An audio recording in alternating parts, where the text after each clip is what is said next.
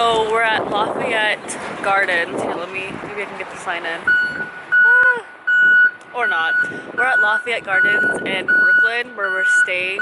We're staying like 5 minutes away. And we just stopped by a food truck I'm gonna get some chicken over rice. I was almost getting a gyro wrap thing before we head out to Times Square. And yeah, so let's see how this day goes.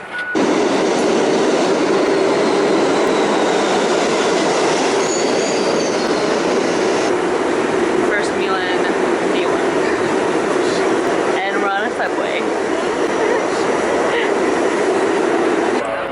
We're waiting in Times Square right now with a ton of people. And it's currently like 1:45. I think the show starts at like 7:30 or 8. I don't even know. We're going to be standing here for a long time.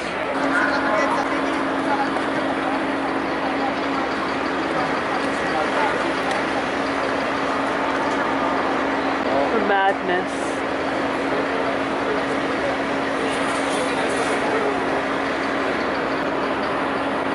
Hello. Currently sitting on the floor of Times Square. And it's like 2:30 or 3 o'clock. We have like a couple of hours left before the show starts.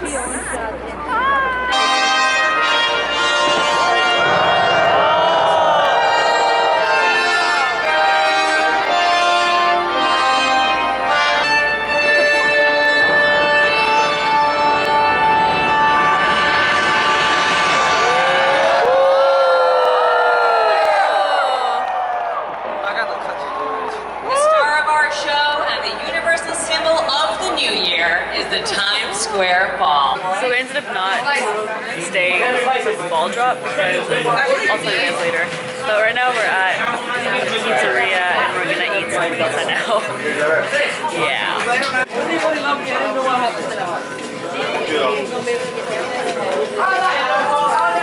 So good. Well, open up your mind And see like me. Open up your plans and damn you're free. Open up your heart and you'll find love, love, love, love. It's crazy. So I drew a new face and I laughed. I guess what I've been saying is there ain't no better reason to read yourself a reason and just go through the seasons. What we aim to do, but I won't. Okay, so do you see this when I don't put lipstick on or anything? If you look closer to my lips, there's this like gray outline around the lips and it bugs me so much. Okay, so we never got a chance to completely vlog why we didn't stay for the ball drop, but we will. We're about to go to sleep in like 10 minutes because we're exhausted, and we will update you guys tomorrow as to why we didn't stay to see the ball drop and all the confetti and all the commotion. End of New Year's Eve means tomorrow is 2017, and so I wish you guys all Happy New Year, and I will see you guys tomorrow. Hey guys, so I am filling in for Farwa, just helping her out. We are going to share with you our experience with the New Year's Eve in Times Square, and just let you all know about how it went and how we felt about it. So first things first is that we flew in from Dallas first thing in the morning and got to New York around 11-ish. We went straight to our Airbnb, dropped off our luggage, and went straight to Times Square. So we got there around 12:30. And, well, I guess that's where our story of the unexpected starts. We had the expectation. Oh, hey, Farrell. Hello. Our expectation was that the experience would be awesome. It would be entertaining. It would be wild. Something that you magical. Yeah, magical. There you go. Yeah. Because when you see it on the TV, it just looks so like the production is amazing. Everyone's having fun, and it just looks like I want to be there on New Year's Eve instead of on my couch sitting and watching the ball drop. Continue. Exactly. Go ahead.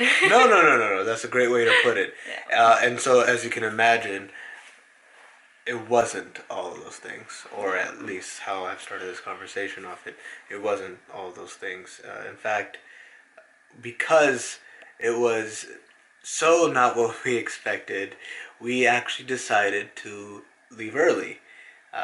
Like, we didn't actually stay for the ball drop, and like Yeah, how much ton confetti they drop on everyone. Like, yeah. we were that annoyed. Like you said, we dropped our bags off, and then we went straight to Times Square. We were like, okay, mind you that we like ran to catch our flight, like that we almost missed to New York. So we were already like out of breath. We were like tired. But it was the sense that we put in a lot of effort for something that we were looking forward to, and then once we got to Times Square, it was so disorganized. And I'm not pointing blame to who or any particular organization, but all I can say from our experience is that the cops did not know which way was up or which way was down. Or they were trying to play mind games. Right. That is also a possibility that To they like not like cluster people all into one space. Right. Yeah. So it's possible that they were telling us the wrong way because they were trying to. I guess it was like their method of crowd control. So that's a possibility. But what had happened essentially was that in order to get to Times Square, there were entry points, or there was supposed to be entry points. And in order to find those, we had asked the cops help. Several, and one told us to go to the 49th, and then the 52nd, and then back to 49th, and it was a circle. And mind you, every time we were told to go to one place or another, we were running though. It was That's pretty much my fault. that is your fault. Because I'm the kind of person that's like, okay, the cop said this, let's do it. Like, they know what they're talking about, you know? So the first cop that we went to, he was like, we were on like 48th or 49th, and then he was like, oh no, the best view in my opinion is like 59th or 58th, and so, or something like 56, something like that.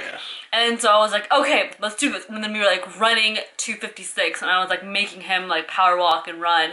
And then we get there, and they were like, oh, I don't know what it was, but they were like, oh, go back, like the best view's over there, best view's over there. Like, it was like a mess.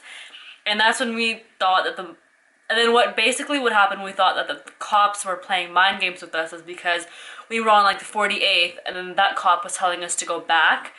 And we were like, but the other cops were telling us to come here, and then we saw the checkpoint stuff started for us, and we were like, something seems fishy. But again, like it's we have no proof, right? It's not.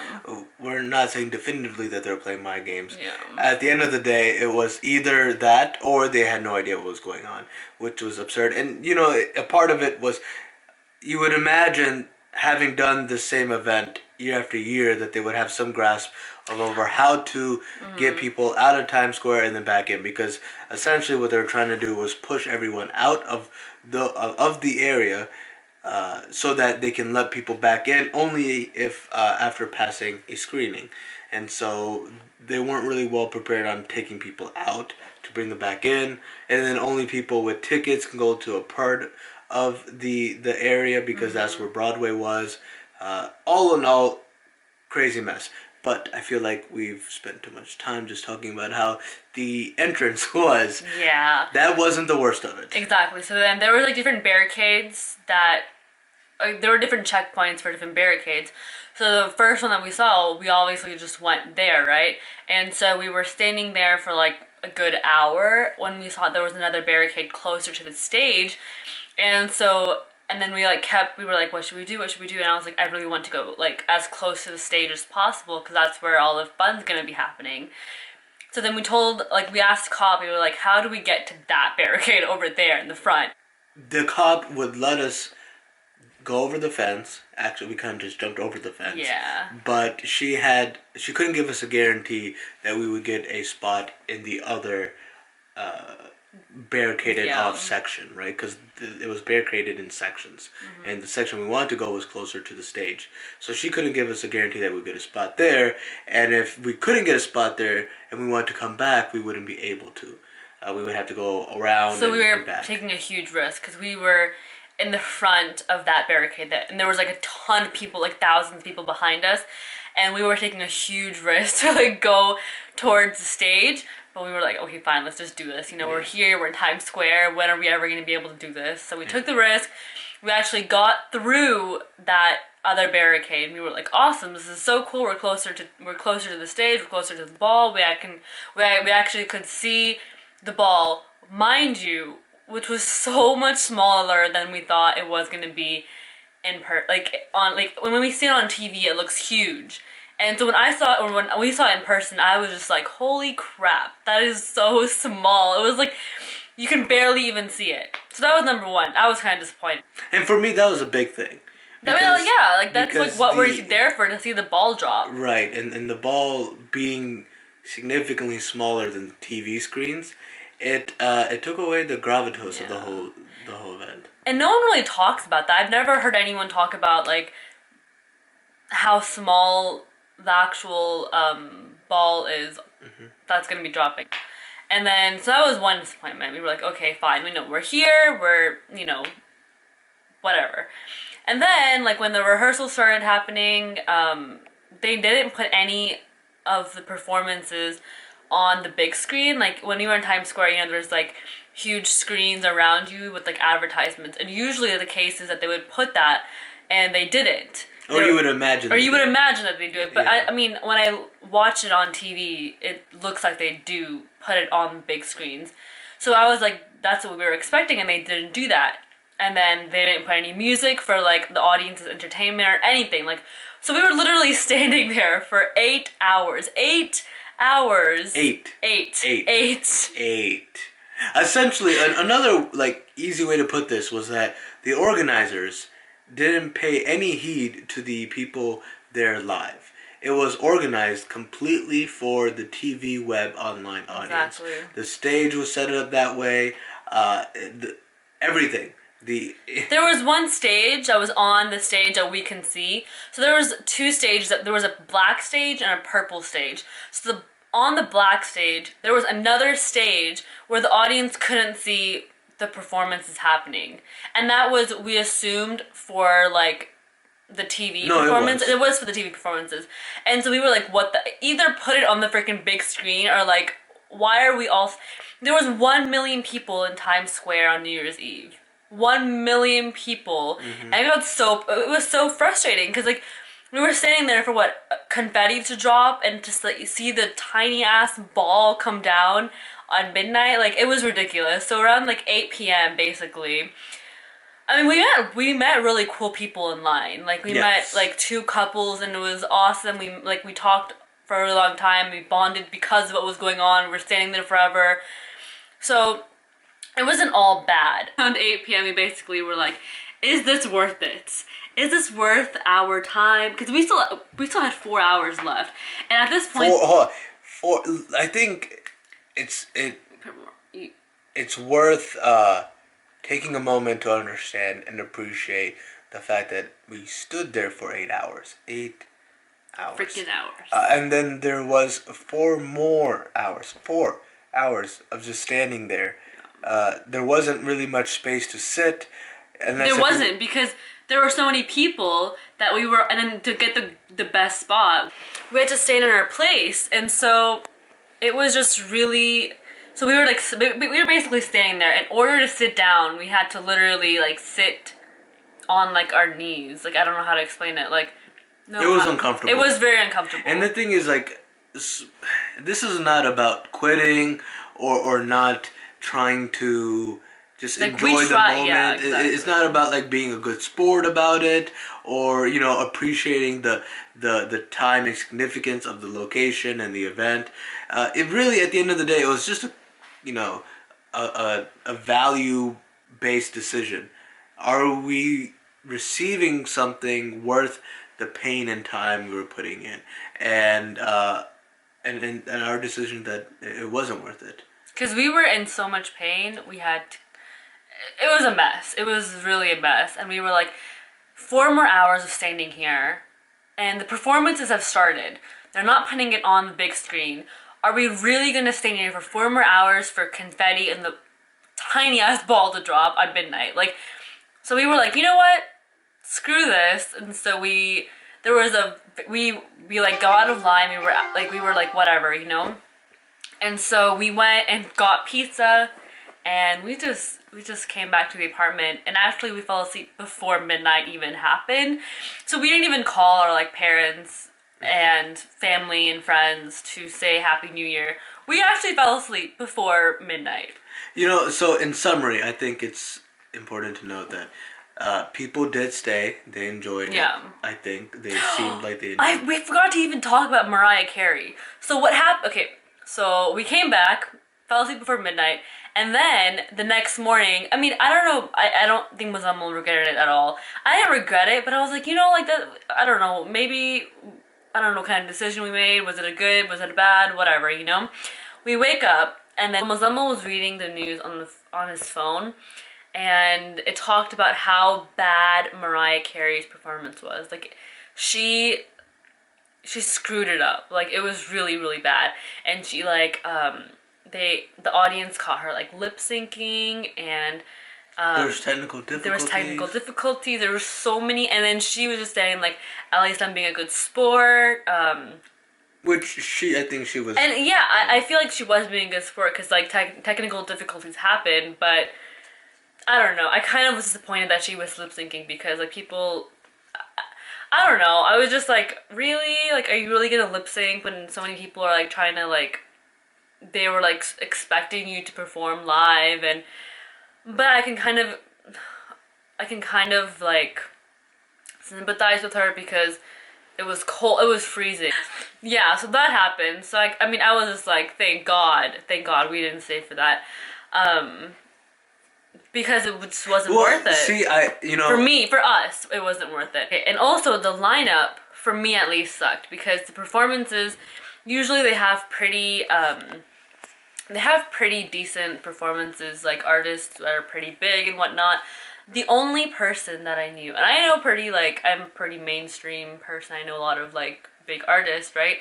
But the only mainstream, I guess, artists that were performing were, Joe Jonas, or, like, his band, like, I think it's DNC or DFNC or something like that, and then Mariah Carey. So I was like, thank God we didn't go. Like, it was so not worth it for me. Right, but I don't know if I would see. For me, it regardless if Mariah Carey's show went well or not, it wasn't worth it for me.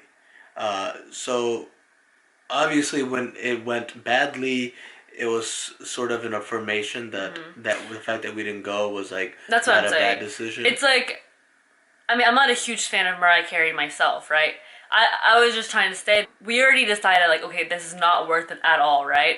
But then waking up the next morning and hearing how badly she did, it was like the cherry on top situation. We were like, okay, now it really was not worth staying. You know what I mean? Yeah. So. And so, in other words, if these shows and the promotions went well, and we were able to see them, we were able to, like, hear them at times and actually enjoy it in that way, like the musical performances, then I'm sure we would have stayed. Yeah. And so it was really just the production. For me personally, I just blame the production, and I don't know, I feel like there was a new production and they didn't really know what they were doing or something like that, because it was just really bad this year. And it was a year that we came to New York City for Times Square New Year's Eve. So it just really sucked, but no regrets. Well, okay. So I think when we say no regrets, it's about the fact that we still went and tried it, and then we decided not to do it because that was what we wanted. So we have that personal sort of contentment with our decision. Yeah. We still experienced Times Square during New Year's Eve. We saw what the madness was all about, and we realized it wasn't for us. So it was an experience nonetheless that we could share and at least like we're doing right now. Yeah.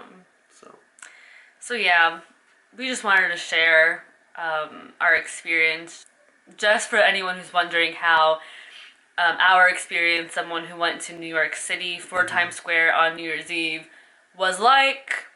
Maybe it was entertaining, who knows. If we end up moving to New York or visit New York on New Year's Eve, I think what we're planning on doing is instead of going in Times Square, we're probably going to go to a New Year's Eve party in Times Square or Manhattan or something like that. Yeah.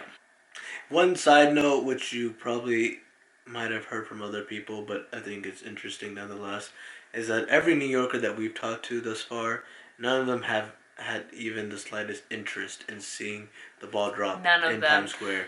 Which I think just speaks to the fact that these touristy things, they come at a cost.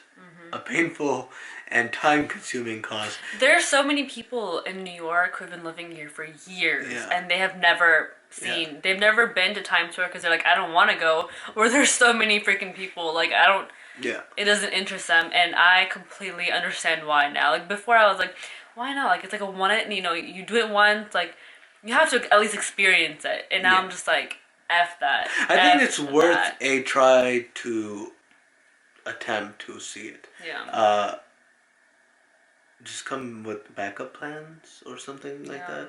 But I think everyone should at least try, so that way you can say for yourself that you tried at least, and you didn't want to, right? Because it's a whole different thing when you say, "Oh, we didn't go because we heard it wasn't great," because then you kind of sound like I don't know, that you're not taking life by the whole, like experiencing it for yourself. Yeah. So. Okay, well, guys, thanks for watching.